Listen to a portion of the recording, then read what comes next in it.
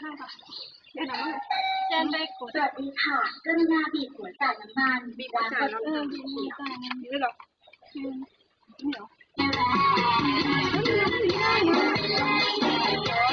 นี่เนี้ยไม่ทำไมเองก็เขาใส่เลยมี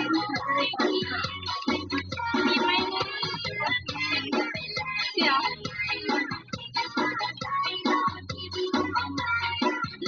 วันนี้เพลงพวกเขาเสร็จเลยจ้าคนยังน้อย